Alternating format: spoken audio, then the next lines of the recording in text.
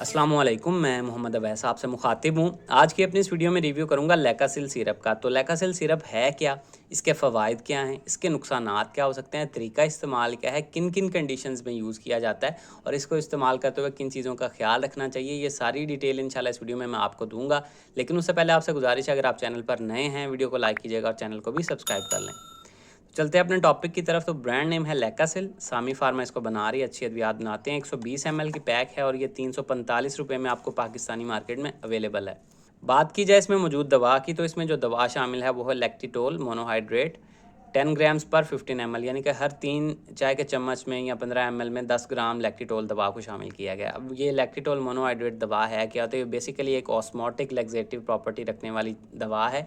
और इसका इस्तेमाल या फ़वाइद की अगर बात की जाए तो इसका सबसे ज़्यादा जो इस्तेमाल करवाया जाता है वो क्रॉनिक कॉन्स्टिपेशन में, यानी कि कब्ज़ की शिकायत में करवाया जाता है। अगर आपको बहुत ज़्यादा कब्ज़ के साथ पखाना आ रहा है, तकलीफ़ के साथ आ रहा है, खुश्क आ रहा है, तो ऐसी कंडीशंस में इसका इस्तेमाल करवाते हैं। ये वर्क ऐसे करता है कि आपकी आंतों के करीब जो टिश्यूज़ हैं वहाँ से पानी को खींच के आपकी आंतों में लाता है, जिसकी वजह से एक तो आपका जो खुश्क पखाना है वो सॉफ्ट हो जाता है, जिसकी वजह से खारिज होने में आसानी पैदा होती है। दूसरा, ये आपकी आंतों की पेरिस्टालसिस मूवमेंट या हरकत को बेहतर करता है, जिसकी वजह से पखाना जो है या हाजमे का अमल जो है वो ऐसा तरीके से सरअंजाम पा जाता है, जिसकी वजह से पखाना या जो ग़िज़ा है टाइम पे हज़म होकर और पखाने की शक्ल इख्तियार करके आपके जिस्म से वक्त मुकर्रर पे खारिज हो जाती है।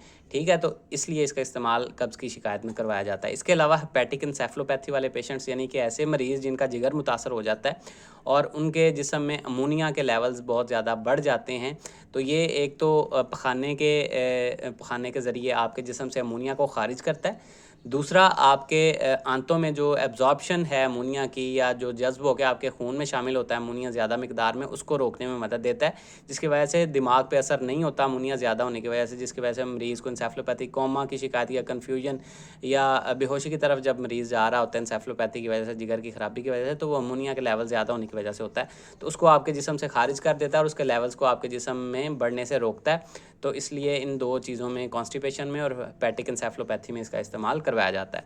अब अगर बात की जाए इसके नुकसानात की, तो नुकसानात में उल्टी मतली की कैफ़ियत हो सकती है, पेट में कोई दर्द वगैरह या मरोड़ वगैरह हो सकते हैं। इसके अलावा अगर आप इसका ज़्यादा इस्तेमाल करें तो आपको कोई डायरिया वगैरह की शिकायत, मतलब कि ओवरडोज़ करें तो डायरिया हो सकता है। इसके अलावा आपको प्यास ज़्यादा लग सकती है। अब अगर बात की जाए इसके तरीका इस्तेमाल या डोज़ेज़ के बारे में, तो ये सारी डिटेल साइड पे भी लिखी हुई है, लेकिन आपके लिए मैं रिपीट कर देता हूँ।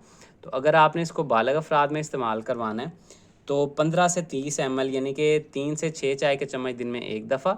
अगर 6 साल से बड़े अफ़राद में इस्तेमाल करवाना है तो 10 से 15 ml, यानी कि 2 से 3 चाय के चम्मच दिन में 1 दफ़ा। 2 से 6 साल के बच्चों के लिए 10 ml, यानी कि 2 चाय के चम्मच दिन में 1 दफ़ा। और छोटे इन्फेंट्स और ब्रेस्ट फीडिंग बेबीज़ के लिए 5 ml पर डे, 1 चाय का चम्मच दिन में 1 दफ़ा, या जिस तरह से आपके डॉक्टर्स आपको प्रेस्क्राइब करें उस तरह से यूज़ कीजिएगा। इसको इस्तेमाल करते हुए कुछ एहतियातें ये हैं कि एक तो ब्रेस्ट फीडिंग मदर, इसके अलावा हामला ख़वातीन, शुगर के मरीज़, या जिनको अपेंडिसाइटिस का मसला हो या ऑब्स्ट्रक्टिव इंटेस्टाइनल मसला है, उसमें इसका इस्तेमाल नहीं करना आपने बगैर डॉक्टर के मशवरे के। और पानी का इस्तेमाल इसके साथ आपने ज़्यादा करना है ताकि आपको इलेक्ट्रोलाइट इम्बैलेंस देखने में ना मिले। तो ये कुछ एहतियातें हैं जो मैंने आपको बता दी। तो ये सारी डिटेल थी जी लैकासिल सिरप से रिलेटेड। उम्मीद है आप लोगों को पसंद आई होगी। इससे रिलेटेड कोई सवाल है कमेंट सेक्शन में आप मुझसे पूछ सकते हैं। अपना ख्याल रखिएगा। अल्लाह हाफ़िज़।